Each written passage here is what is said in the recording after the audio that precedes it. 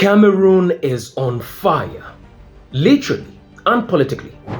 A nation once hailed as one of Central Africa's most stable is now engulfed in rage and disbelief after 92-year-old President Paul Biya, the world's oldest head of state, was controversially declared winner of a staggering eighth term in office.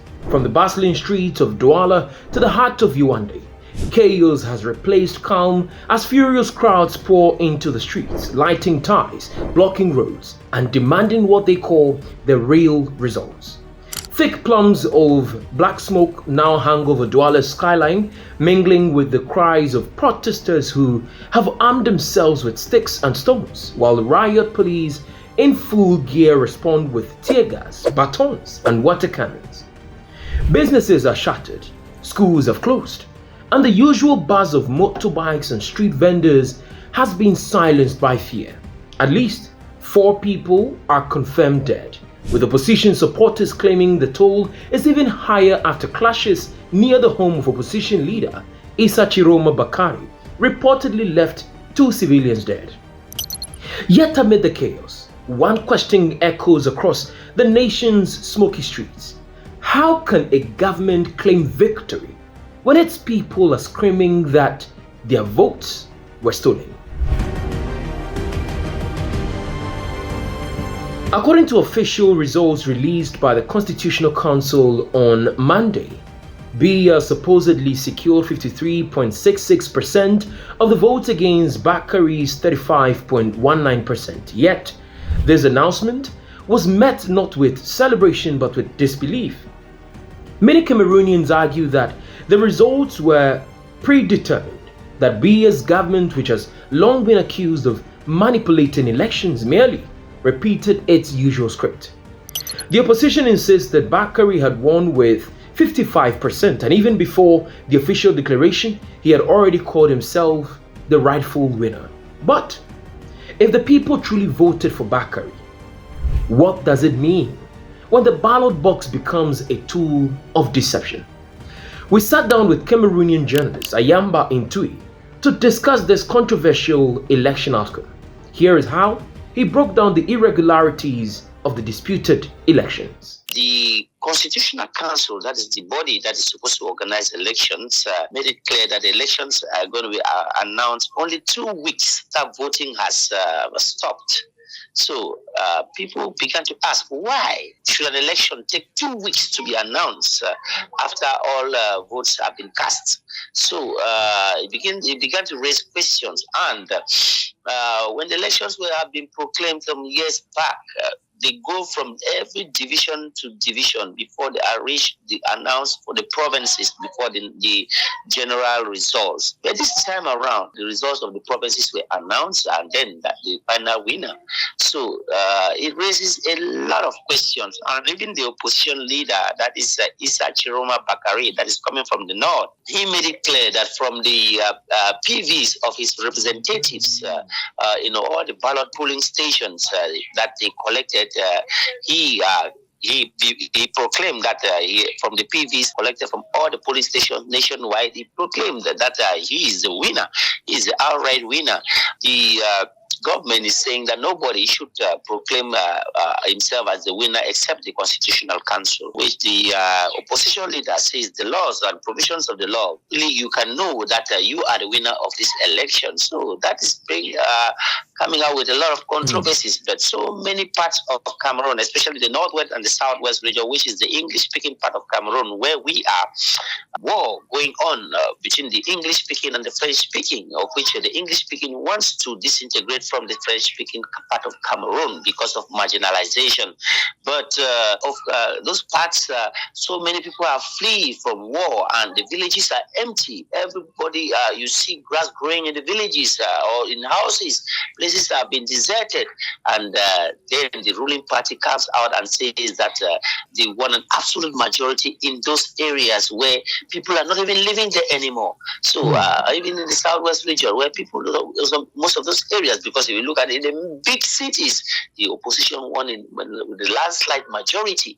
But we will say a village like Batibo having 8,000 votes more than even the city, which is the provincial capital of Bakary A 76-year-old former government spokesperson and employment minister is not a newcomer to Cameroon's political arena. For years, he was part of Biya's inner circle, a trusted ally who defended the president during the nation's battles with Boko Haram and even served as the government's voice during crisis. But earlier this year, he broke ranks, saying he could no longer stand by a system that had, in his words, lost touch with its people. His decision to join the opposition was a political earthquake. Suddenly, a man once seen as Biya's loyalist was leading the charge for change. Bakari's campaign electrified across the country.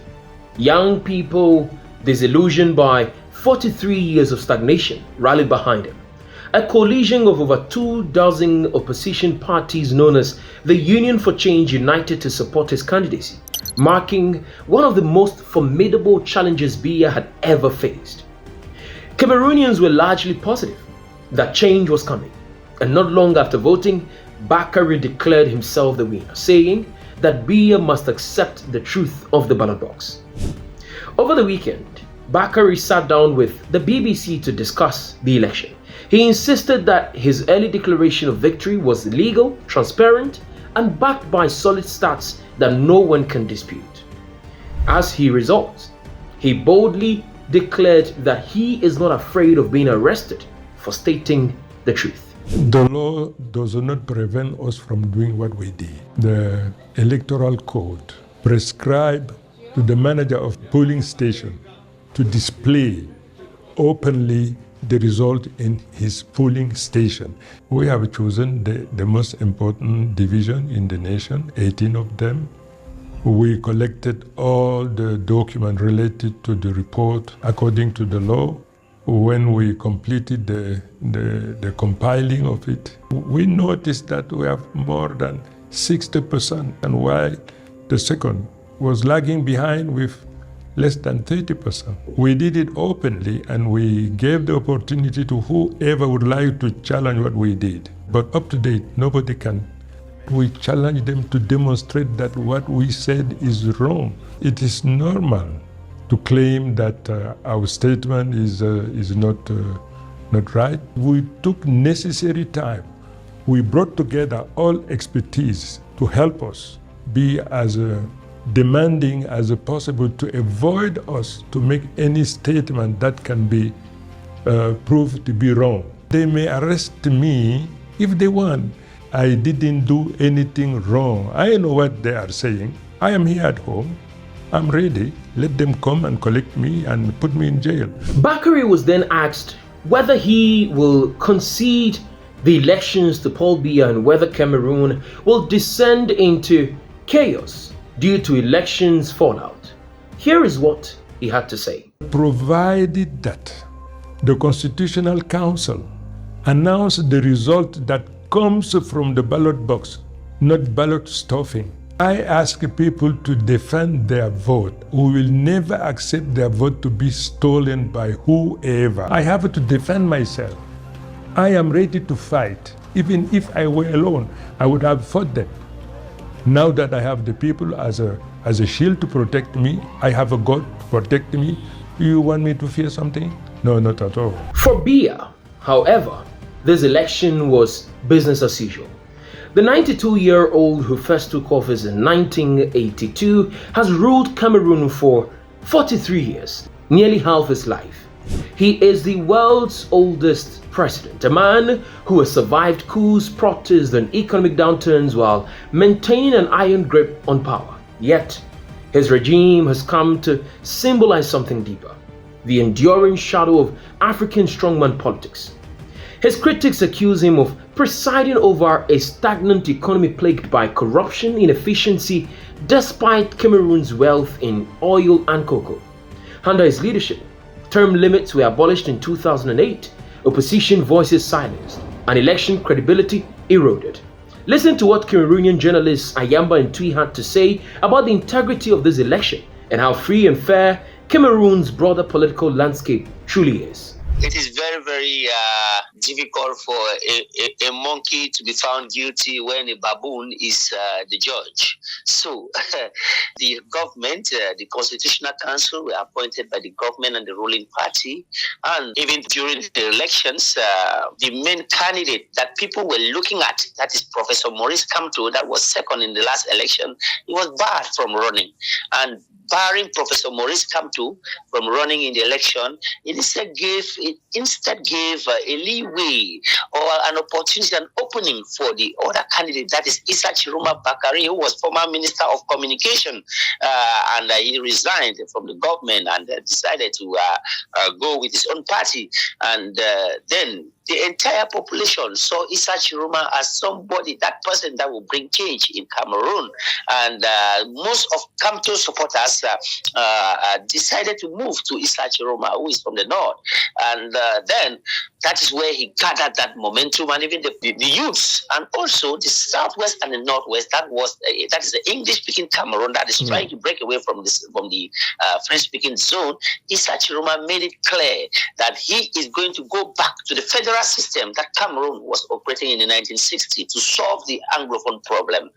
And so many Anglophones saw that as something that appealed to them, and that's why so many English-speaking Cameroonians went behind him, and also saying that he released all those English-speaking political prisoners that are in jail.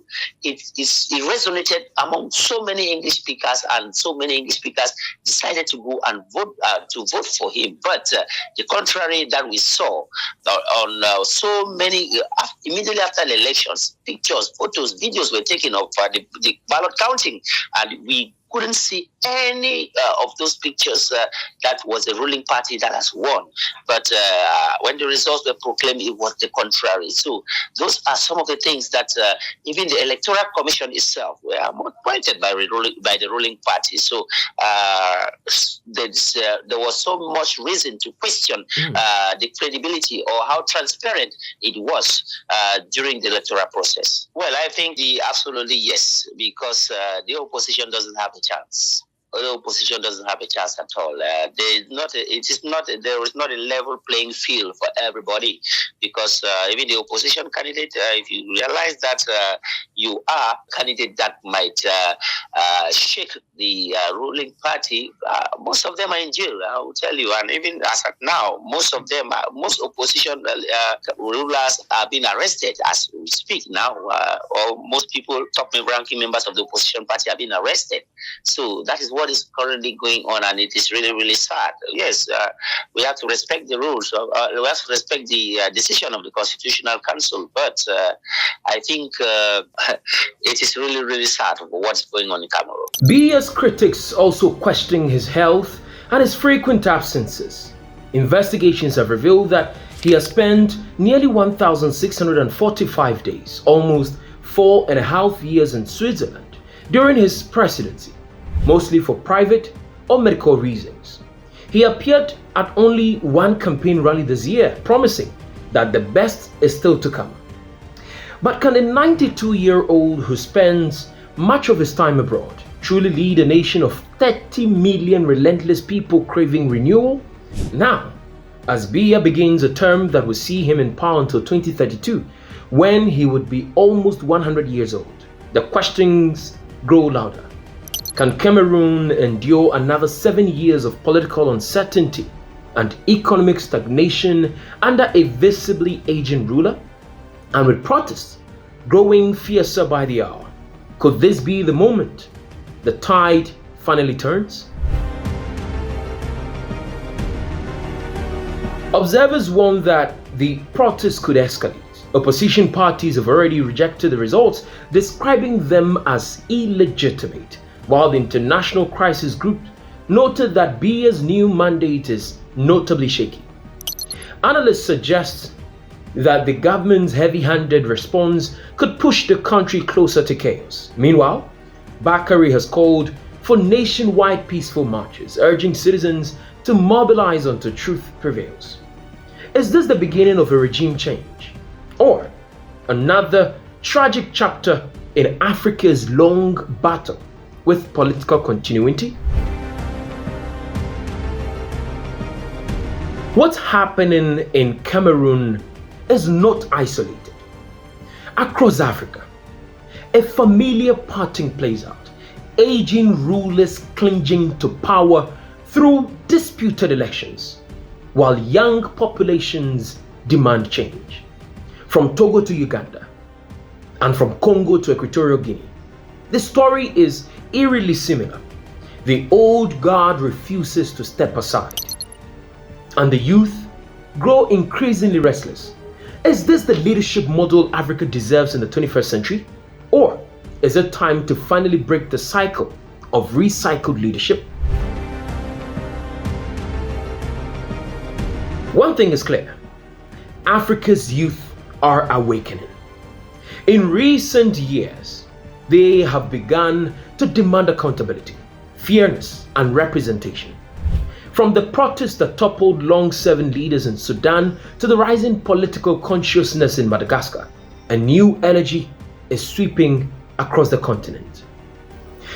The streets of Douala today may be filled with smoke and anger, but perhaps they also signal something greater: a generation's refusal to remain silent. Cameroon stands at a crossroad between continuity and change, between fear and freedom. As the world watches, one truth remains undeniable: no matter how long a leader has ruled, the will of the people will always rise. And as Africa's youth continue to find their voice, perhaps it is only a matter of time before even the mightiest of rulers are forced to listen. Your perspective matters. What do you make of Paul Biya heading for an 8th term in office at age 92? Share your thoughts and insights in the comment section below. If you like this video, be sure to subscribe to the New Africa channel and turn on the notification bell so you don't miss any of our informative future videos. Stay informed, stay engaged, and thank you for watching.